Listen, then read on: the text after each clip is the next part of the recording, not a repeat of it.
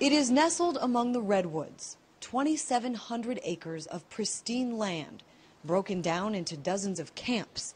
And for 2 weeks every July since the 1880s, they've been filled with some of the most wealthy and powerful men in the world. Many of them arrive on their corporate jets at the nearby Sonoma County Airport. Others arrive in fancy cars, which will fill the on-site parking lot. At its height, there is said to be more than 2,000 men who attend, and as you can imagine, they are well protected by a trove of police. This is private property. Yeah, I know.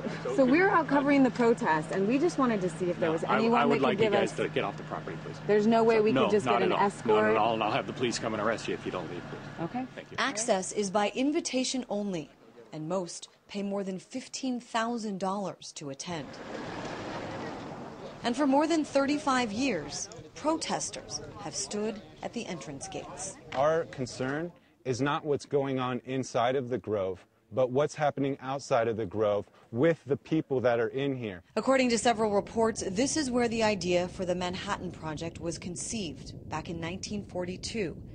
It's also where every Republican president since the 60s has spent time before actually becoming the nominee. We know for sure that Richard Nixon and Ronald Reagan sat down and had conversation about who was going to run for president when, and they made a deal. Peter Phillips wrote his dissertation on the Bohemian Club in 1994 and was invited to attend for 4 days.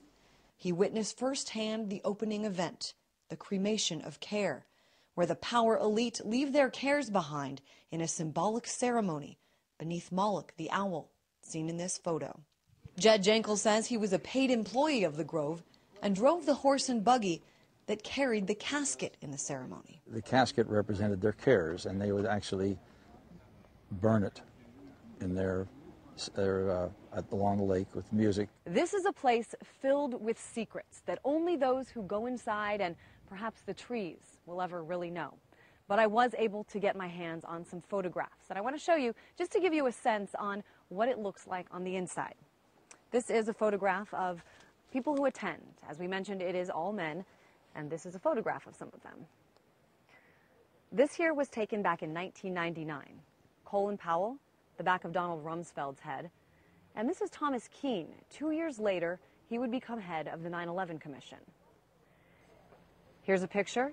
Newt Gingrich, Henry Kissinger's son, and another shot of Thomas Keane. Here's a much younger Dick Cheney at the Grove, and Henry Kissinger having a little fun.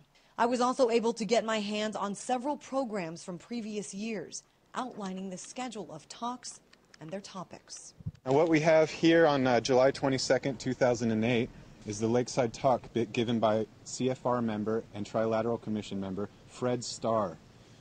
He gave a talk called Afghanistan, the Unexpected Upside.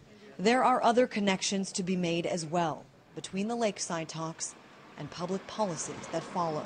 This was a man that was involved in the oil business, George Linkowitz, the Persian Gulf crisis.